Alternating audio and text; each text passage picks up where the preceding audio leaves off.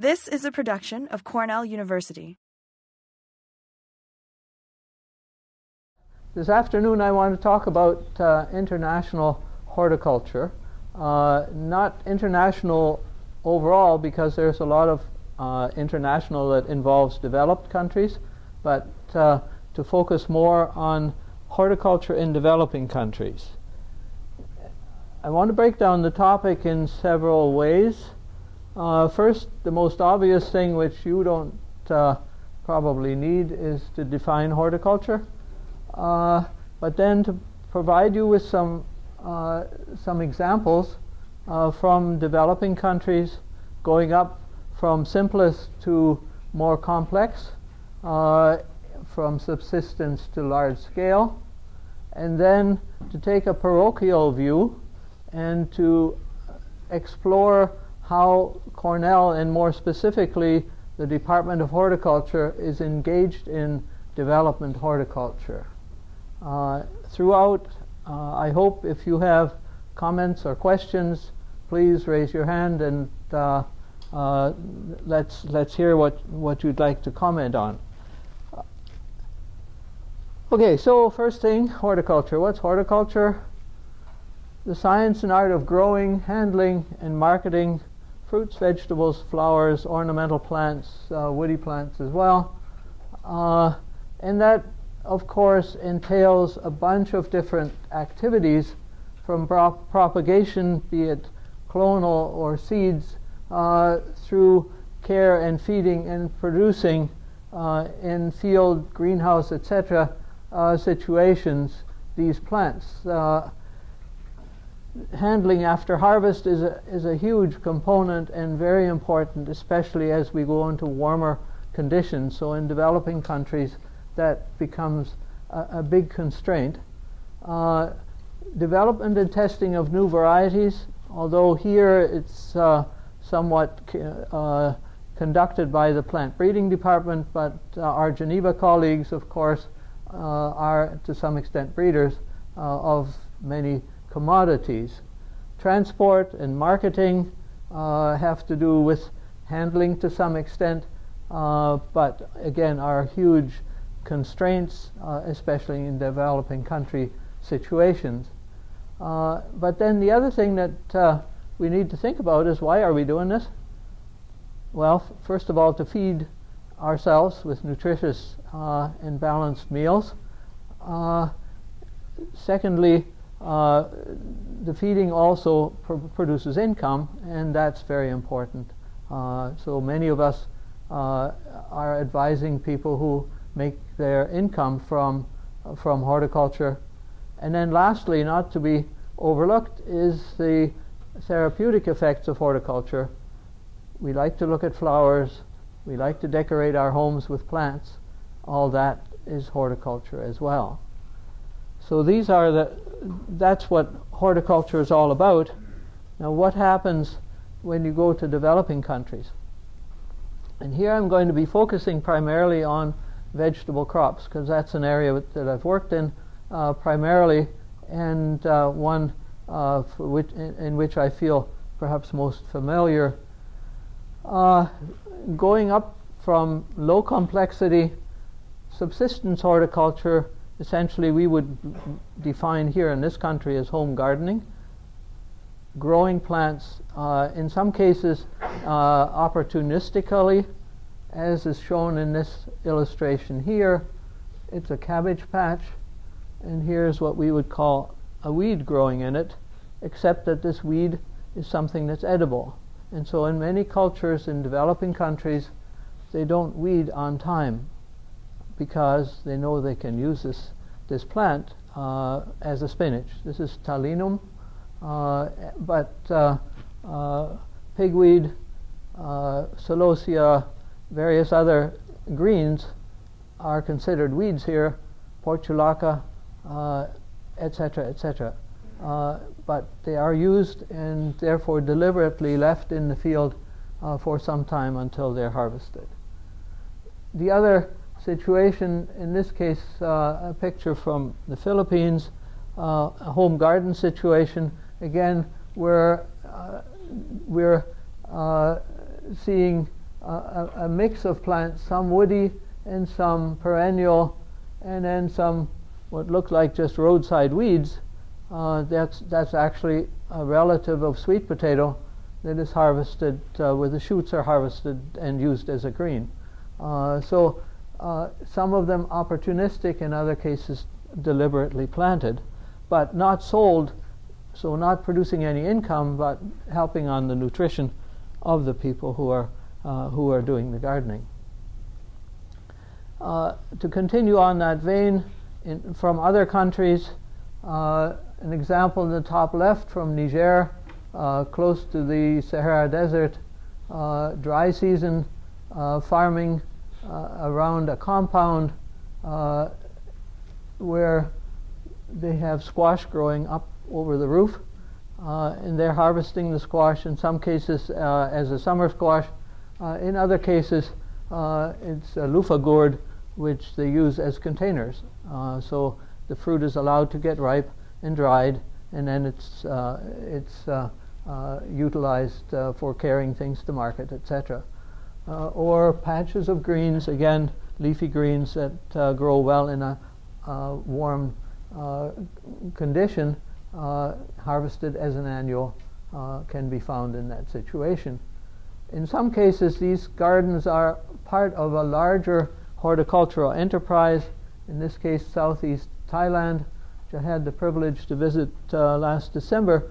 And again, patches of greens, some vining cucurbit growing there for home consumption, or in some cases, from the same farm, as a matter of fact, he's holding a plant which is used for medicinal purposes.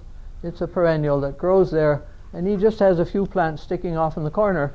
He knows what this one is and that one is and the next one, and it reduces the amount of time he has to go to a pharmacy, because these have medicinal properties that help in various ailments that people have in those situations. So not income producing, but used for nutrition, well-being, etc. Going up in the scale, you come to smallholder horticulture. That just means that the enterprise doesn't cover much area and doesn't produce much income, but it can be in many cases quite sophisticated. This is northern Thailand, around the Chiang Mai area, in the mountains nearby. Quite a large trade has in recent years sprung up where they're growing. This picture was taken in early January. They're growing under plastic cover various vegetables, cucurbits, peppers, tomatoes, etc. And mostly marketing those in the larger cities around, or using them for home consumption. This trade was actually sponsored is the wrong word, but was supported and started to a large extent by a royal project. Thailand has a king, and he became quite alarmed at the opium poppy production, which was quite prevalent in the northern areas of Thailand, and wanted to provide an alternate for crop production by the farmers there, and so established a series of experiment stations in northern Thailand, which then explored and publicized the kinds of crops that would easily grow in that area and could be marketed. And the result of that has been very successful. But here you see these kinds of small holders, but doing quite well, thank you. Another example in the lowland tropics, this is in Ghana, near the city of Kumasi, the second largest city of that country, where a couple of young men are producing lettuce during what would be their dry season, selling the lettuce primarily to foreigners or sending it to the hotels in that part of the country. Almost all is hand produced, very small beds. The thing that keeps it small is that it needs to be watered, and it has to be all hand watered. So they've got a dug well there that they pull the water out for keeping these plants alive. So it stays small because of that. Another example like this from Zimbabwe, again, dry season production with smallholders.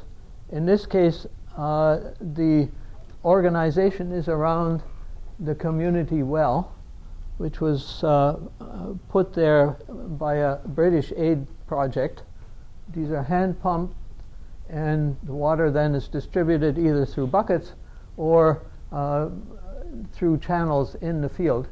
So the well is over here, and these beds are individual beds organized as about 20 or 30 producers, and they are cooperatively farming this, and they decide who's going to grow what in which bed, and when are you going to plant, and when are we going to market. It's very well organized, but it took years and years of work to get that going, because you can imagine in a community, farmers tend to be individual and say, no, I won't do this. So until they got the right combination of leaders and farmers, it took quite some time. And these are fragile organizations that could fail, even though initially they were successful. Another scheme like this in Rusape in Zimbabwe, in the center of the country, same sort of thing. We were visiting, and this lady is the leader of this group of growers, smallholders, and they're farming in this patch behind. So again, very much organized, and in this case also quite successful. Okay, so to do this, I've mentioned the challenge of keeping the plots watered, but the main thing about fruits and vegetables is that they're perishable, and they're high in water, which means that they're going to be delicate to handle. Most of them are quite heavy, which means that to transport they are very difficult to carry from one place to another, which of course gives you problems with marketing. So then you need to have containers to put these things in. This is a picture from the Philippines where bamboo is very common, and in that situation they made these baskets for the cabbage, and you can imagine how much one of those baskets would weigh. And so, okay, so you have this, and a truck this size comes by, and you have to get this onto that. It's a problem. So people have to be pretty strong, but containers are expensive, and so that's a real constraint. The other thing is, if he has 3 baskets and the truck can hold 15 or 20, who decides whether your load goes on top or down below? So you can imagine we're talking not only about perishability here, but we're talking about political organization, sociology, and all the other aspects of horticulture which I haven't mentioned before. Okay, so when we're working with smallholders, those are factors that are very significant and have to be kept in mind, and will determine whether the schemes are successful or not. Growers, smallholders in particular, want to grow things that can make money for them. In tropical locations, the lowlands, which are by and large flat, tend to be hot, have many pests and diseases, and in oftentimes growing things like tomatoes or cabbages is not very easy in the lowlands because of the problems of pests and diseases. And so the tendency in many tropical countries is to go up into the hills. And when you go up into the hills, you get into situations like this, where you think somebody's going to have a ski lift, but they won't, of course, because during the dry season, the cool season is when they grow stuff up in here. But things are on very steep slopes, which means it's hard to cultivate. You have a lot of soil erosion problems, and it's really hard climbing up and down. And then when it comes to pest control, you have someone with a backpack sprayer lugging those chemicals up and down the hills, aside from the toxicity and other problems that might occur. But the drudgery involved in cultivating in those areas is really quite considerable as well. So farming's not that easy. I want to switch now to large-scale horticulture and to change the emphasis a bit. I think all of us realize that we are in one world, even though some politicians would have us deny it.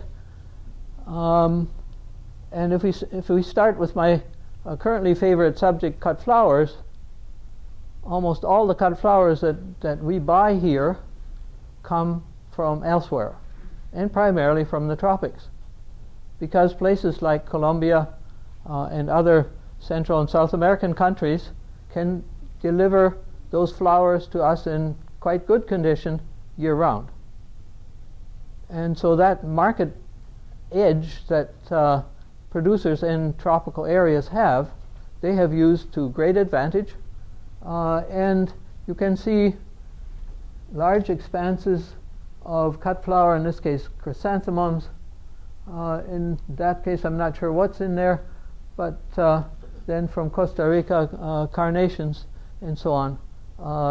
Bill Miller was one of the gentlemen that supplied me with a picture. You can probably confirm that's Costa Rica that came from? No recollection of that. Okay, anyway, it's one of one of those countries. But the fact they can grow these flowers year-round and supply us up here gives them that advantage. And we have a flower industry here, but it has a hard time coming up with roses year-round, chrysanthemums year-round, carnations year-round, alstroemeria. Those are probably the big four, which are 100% supplied by, in North America, by South America, Central America. In Europe, Africa is the primary supplier in those countries. Another example, again from ornamental horticulture, you may not realize that you go down to the big box store and buy some bedding plants, that to a large extent that those bedding plants may have come physically, the plants themselves, from countries like Costa Rica and other places. As vegetative cuttings, it's a little bit hard to see in that picture, but that is what these bags contain, or as seed of hybrids which were produced with the cheap labor of those developing countries. Again, Bill Miller is the author of these pictures. I think he could tell us a bit more about this kind of trade. He was. I can tell you that's all Costa Rica. Okay. Sure. Yeah, and one company. and this is seed production in that case. Yeah. Inbred lines. Yeah. So that's something that takes place in the developing world, supplying us in the developed world, and we very much benefit from the low prices that they're able to produce this with. Another example, again back to Zimbabwe, where I've spent a fair amount of time, is direct production of African vegetables for consumption in Britain. In this case, air freight. These are high value materials such as edible potted peas, baby corn, snow peas, physalis, a husk tomato. Large company using local labor, producing, and then squash blossoms, which is what's shown up here and in this picture here. The advantage they have is they can produce during the European winter and can air freight for relatively little money this product into London, and they have coordinated the production and marketing to such an extent that the price that's on the package is actually already in pounds and pence. Okay. Now, that's quite a sophisticated system that was going quite well in the 1990s with the political problems. Mr. Mugabe, the dictator of Zimbabwe, that trade has somewhat reduced. But it's an example of the kind of coordination that can happen in a world commerce system.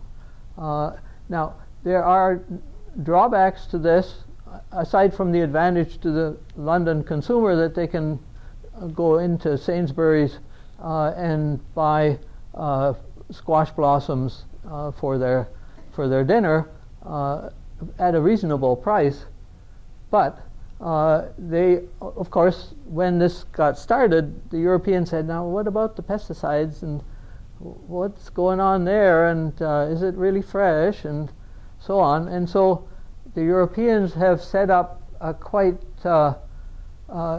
good integration here with a scheme which I'll show you a little later on, called the arep GAP, GAP,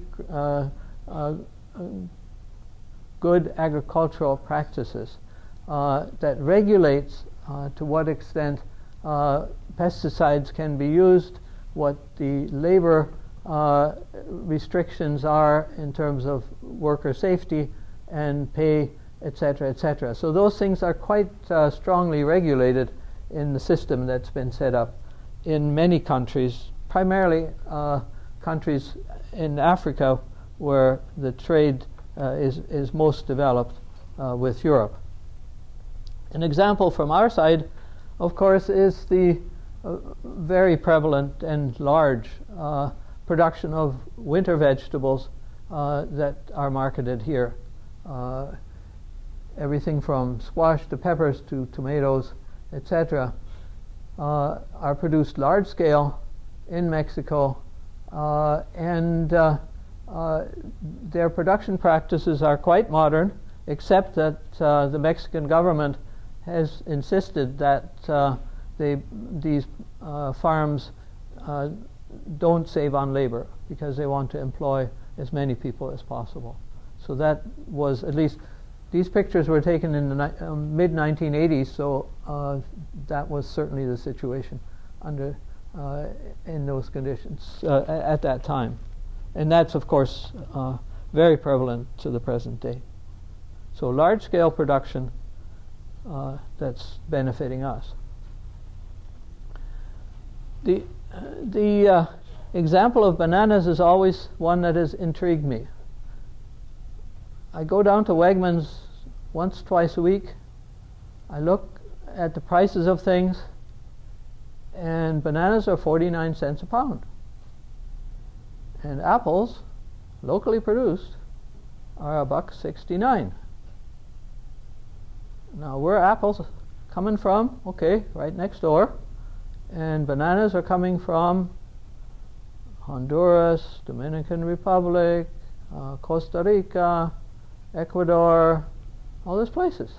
Now, how is it possible for this heavy fruit to arrive in American grocery stores just when they're getting ripe, in perfect condition? I mean, there's no blemish on them.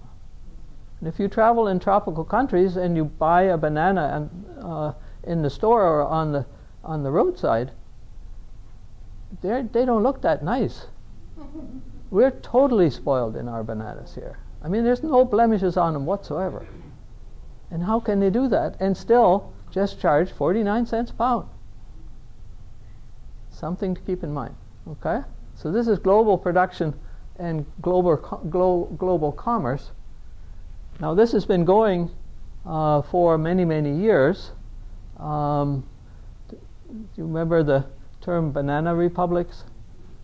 Central American countries that where banana is such a dominant production system that the politics were run by the companies, and the companies, being American, had the force of the American government behind. And so there's lots of politics and very interesting history that you might be interested in reading from 1900s all the way to the present day.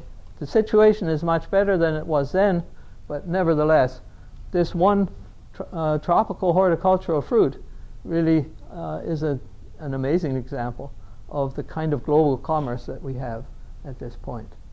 And there are, of course, issues of producer safety, working conditions, welfare, which during the 30s and earlier were very prevalent and worrisome. I think things have gotten much better since then.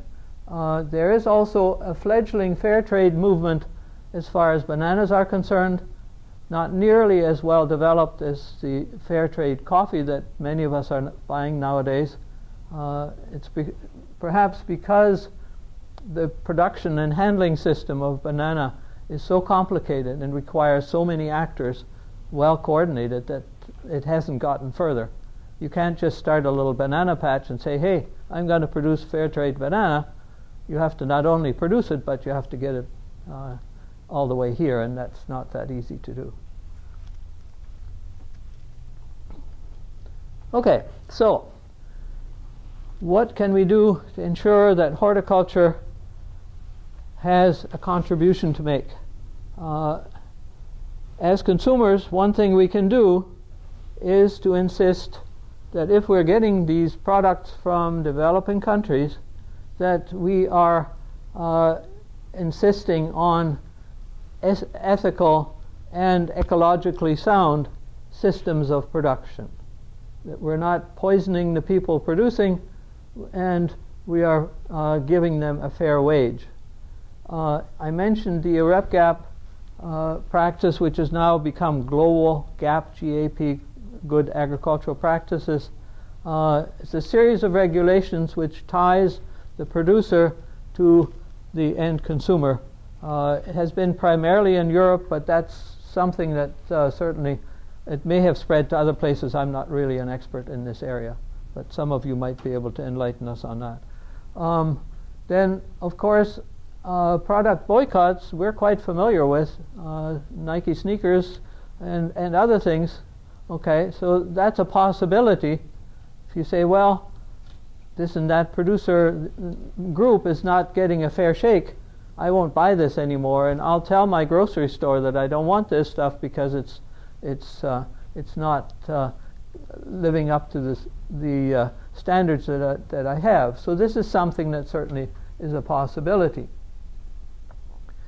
As members of the Cornell community participating in development horticulture, the first thing I think is to become familiar with the production system, the different products, where they come from, who's producing them, etc., etc. And so that's a learning process. We're very fortunate here at Cornell. We've got a number of courses, so students in the group can certainly get a wealth of information about horticulture in developing countries and all the practices and so on that I've already mentioned. And then from a research standpoint, an extension standpoint, using the knowledge that we have to suggest changes, improvements, etc. So that's a very broad statement, but I think the approaches that we have really boil down to those two interventions. Then I want to, in the latter part of the seminar, just give some examples of how various folks in the horticulture department here are involved in international horticulture, just to give you a flavor of what's already going on. And I'm fortunate to have folks in the audience here that are directly involved in these activities. And so what I'd like to do is to ask Marcia Eames-Shively, in this case, to tell us a little more about the Hort IARD 3200 course that she's teaching. Marcia? So just briefly, this is a course that's taught every other spring semester. It'll be taught this coming spring. In fact, right now we're gearing up for accepting student applications. We have an information session a week from tonight about the course. And in general, the pictures show what we do there. We prepare for 7 or 8 weeks intensively, and then we travel and spend the spring break in Belize. We work with an organization there called Plenty Belize. They organize our experiences in Mayan villages where we lead garden-based learning activities in the classroom, and we also either create new gardens alongside the village residents, or we work with existing gardens, and then at the end of the week before we leave a teacher training. Okay. Yes, thank you very much. Yep, so that's one of the courses that I wanted you to know about, if you didn't already. There's quite a bit of interest in the Applied Economics and Management department here on campus. And one of the courses that's taught by Dr. Ralph Christie is called Research and Strategy in Emerging Markets. And the main feature that involves professors and students from other departments in this course is the Student Multidisciplinary Applied Research Team, which go around during the winter break to analyze and hopefully help to solve some problems of primarily small-scale businesses in developing countries. I've had the great fortune to be involved in a activity in Belize, helping a cut flower producer and florist with her business. And this last winter in southeastern Thailand, we were advising a village that was getting into an agricultural tourism enterprise. And so those have been very interesting experiences for me. Others in the department, Dr. Jane Mount Pleasant, Dr. Robin Belinder, and perhaps several others I can't quite think at the moment. Dr. Ken Mudge have been involved in organizing the teams and going to various countries to analyze agricultural situations. China, Dr. Mark Bridgen has been involved in a trip last year, and Sarah Hulick was one of the participants. So if you're interested, talk to them or us to hear more about that. But it's typically teams of 4 to 5 students with 1 or 2 professors going to a developing country, working with students and then business people in those countries to analyze, in this case, horticulturally focused activities.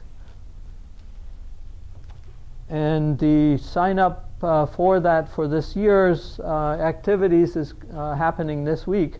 If you're interested in that, go to the website of the Cornell International Institute for Food, Agriculture and Development, CFAD, and find out where those sessions are, or come and see me after the seminar. Then another one, and I'm the proud, what would you call it, participant, the first time it was ever given, 1968. Agriculture in Developing Nations, a fascinating trip that we took to Puerto Rico, and in 11 days during the winter break, when Ithaca was buried in snow, we luxuriated and went around to analyze agriculture in Puerto Rico. Just fantastic. My first time in the tropics, and it was a very interesting and stimulating introduction. The course is still taught and now is focused on India, and India with all its many complex agricultural systems is really very worthwhile to go. So here's your chance, folks, if you want to go. And Dr. Robin Belinder has been involved in the organizing and conduct of those trips in India, where she has spent quite a bit of time. Okay, then another way in which Cornell's been involved is perhaps a reverse process. of holding international conferences here where scientists from other countries, including developing countries, come to partake of or share their knowledge with scientists here. Bruce Reich, Dr. Bruce Reich in Geneva, the grape breeder, had a grapevine breeding and genetics conference in Geneva, which had over 200 participants from 23 countries. Similarly, Terence Robinson, again a Geneva faculty member, held a conference on physiology of orchard systems with, again, many participants from lots of different countries. Other involvement, more now on the research and extension side, has also taken place, and I'm sure I'm not giving a comprehensive list here, but I thought I'd call on Robin to give us a few words of explanation about the activity that she's been involved in on weed control. Robin? This is kind of an example of being in the right place at the right time and recognizing the problem. I started working with weed science colleagues in India and Nepal in 1996, and the focus was specifically on herbicide-resistant weeds that were problematic in wheat. And in the course of the couple of years we got started on that, I started realizing that all of the farmers in India and probably other countries were putting on all of their pesticides with a backpack sprayer that you pump that had a single wand with one nozzle put on it. And as a result, they were walking through the fields swinging the wands like this. Well, when you start doing herbicides that way, it doesn't work. Because herbicides hurt plants, and so it leaves a pattern in the field when you've been swinging. Okay?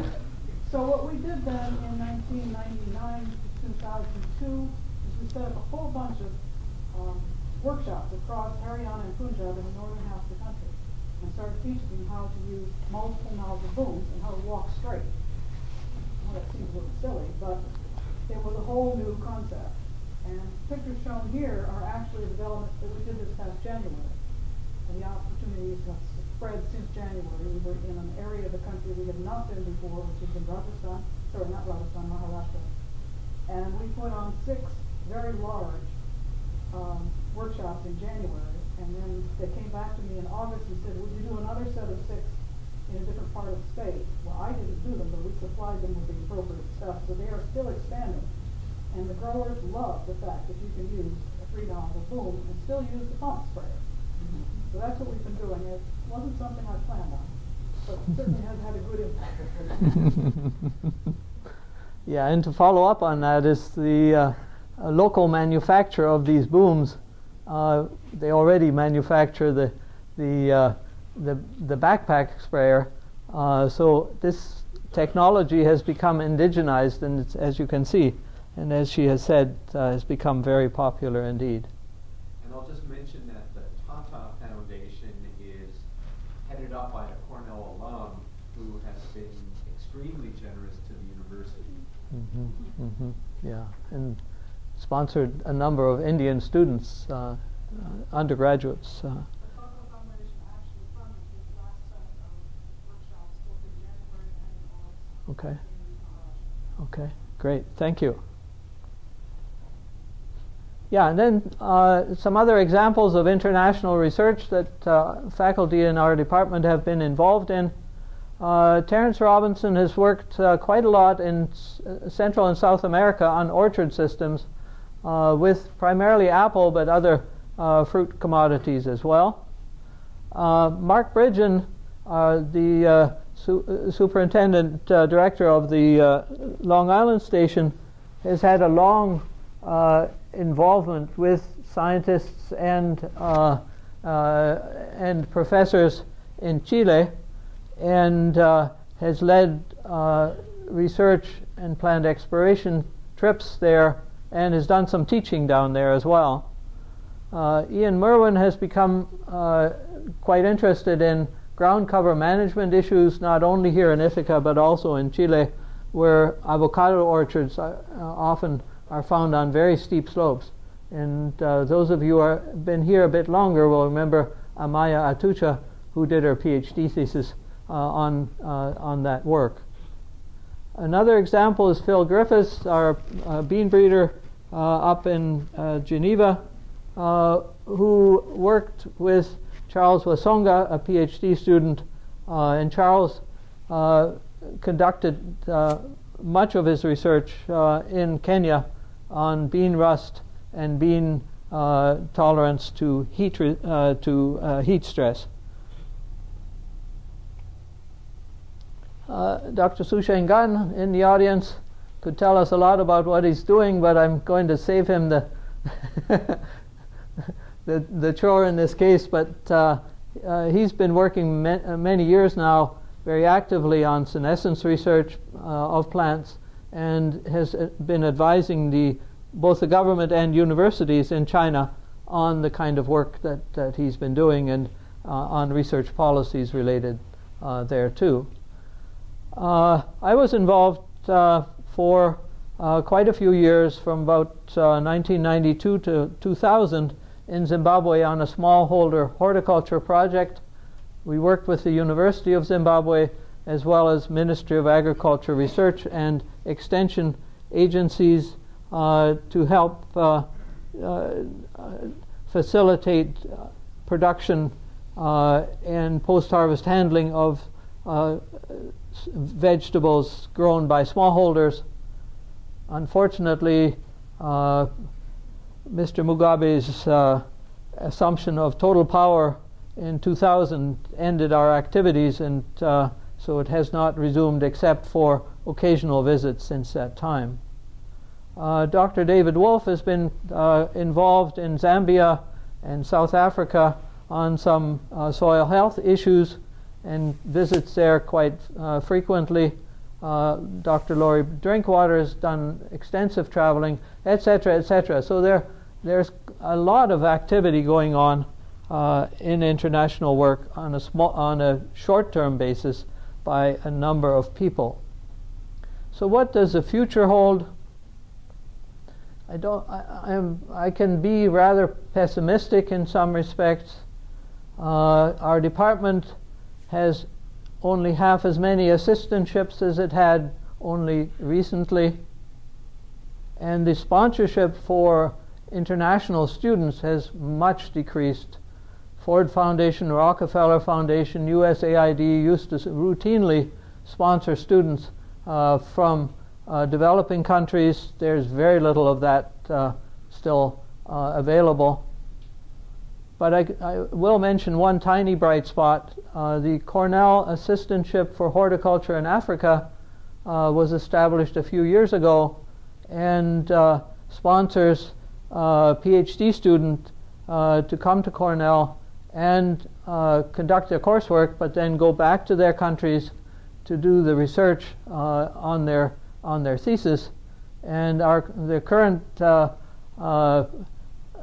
participant in this program is Seman Kolek, if you will raise your hand, thank you, who's working on potato breeding and potato culture in Ethiopia, and just got back from a summer's activity over there. He's working with Dr. Don Halseth. And Charles Wasonga, who worked with Phil Griffiths, was the first participant in this program. U.S. government support of international projects has also declined, but we do have the collaborative research support program that's run by UC Davis, and that does provide funding for short-term projects, and we've got a couple of our graduate students who are involved in a support program for short-term trips. Brian Sobel and Brian Flanagan will be going on short-term trips this winter.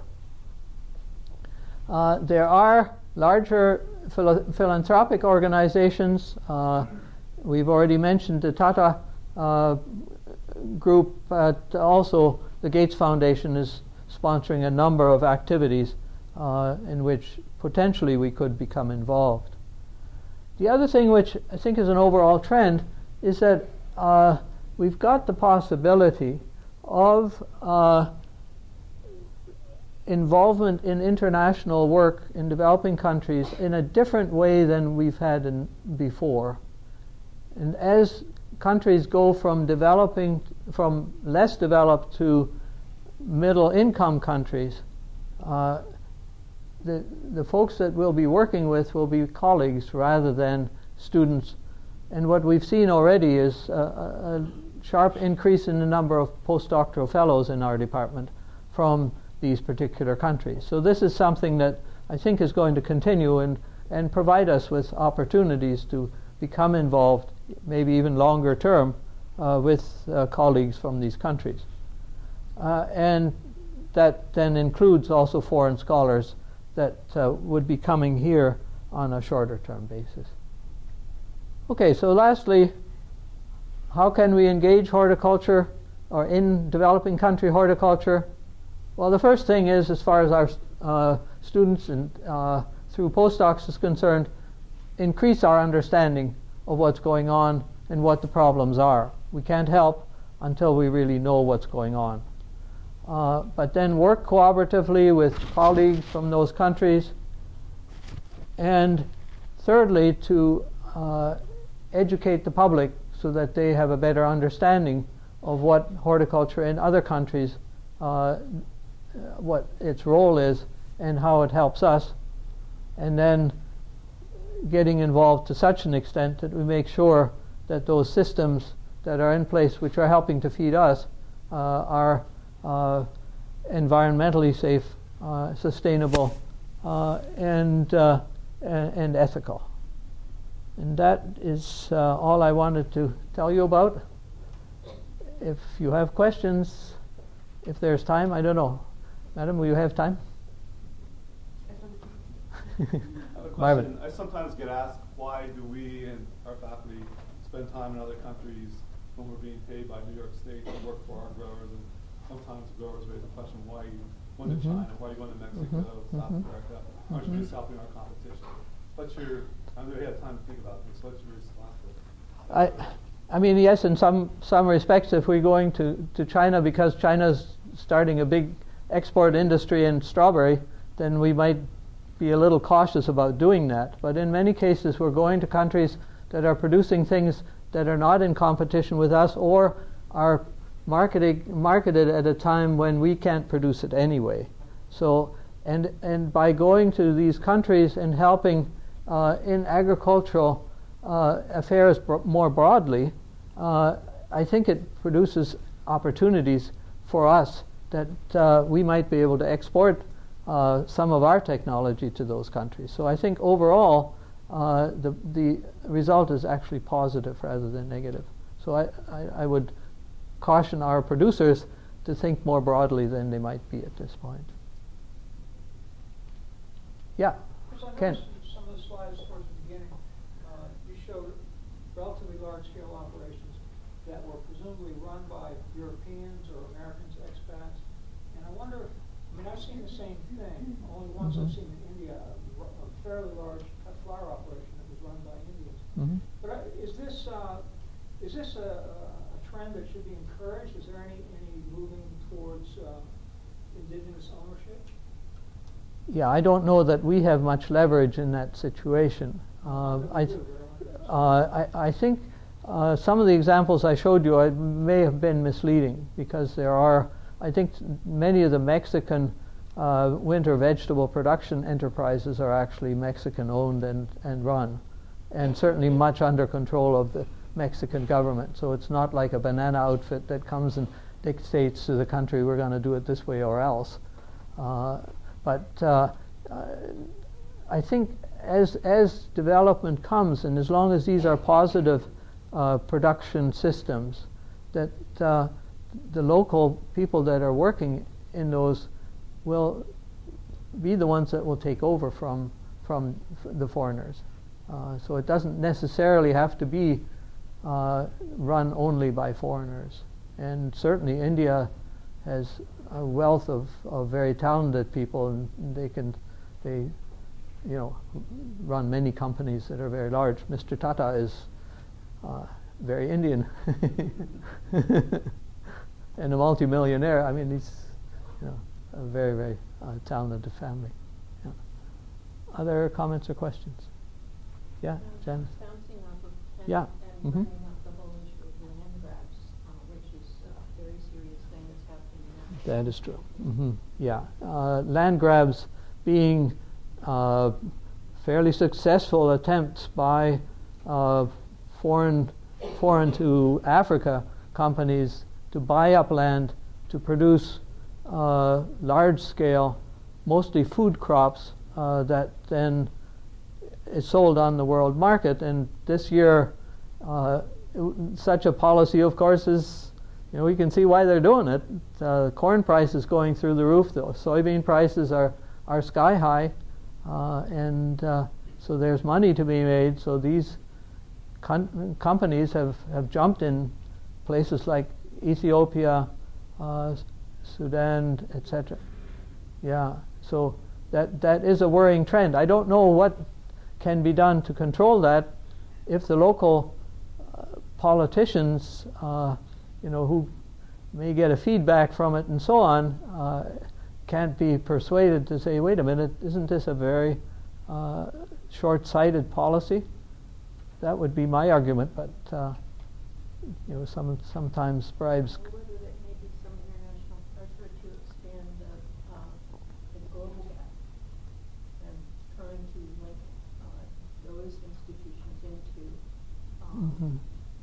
the preferred practices, so that we know that there is at least something that's coming back to the people at a minimum.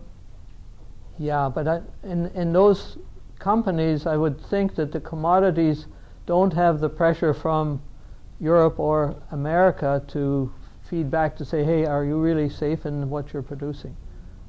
Whereas with vegetables, fruit, or even cut flowers, there is that consumer pressure from this end. Yeah. You should ask Geneva. Geneva, questions? Comments? Okay. Hugh Price here. Yeah.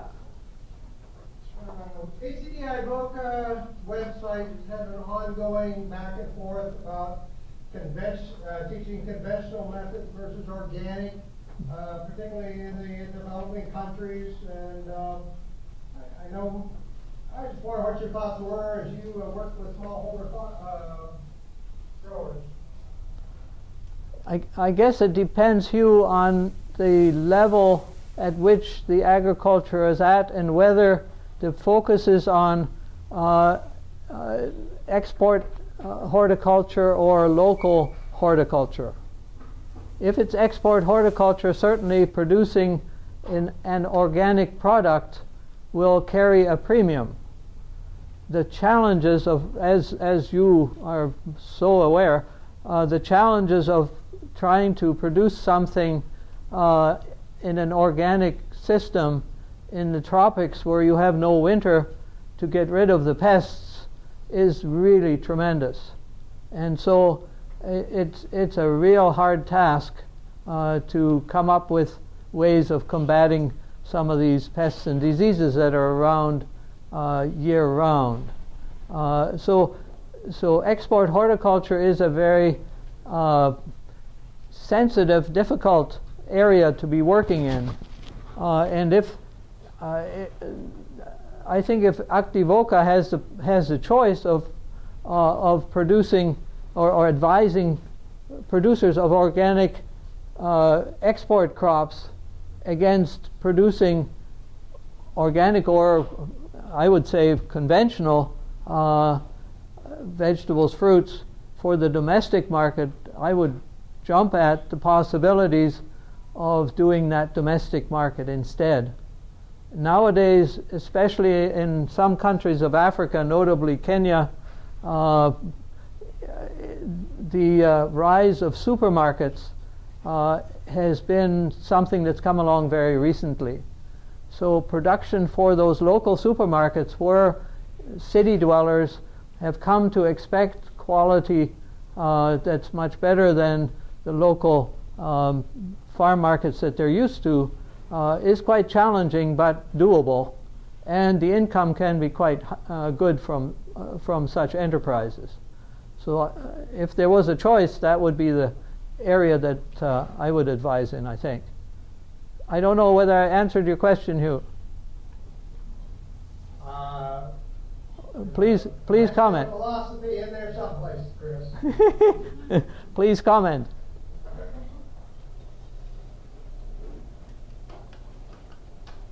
Okay, I guess we're done. Thanks for coming.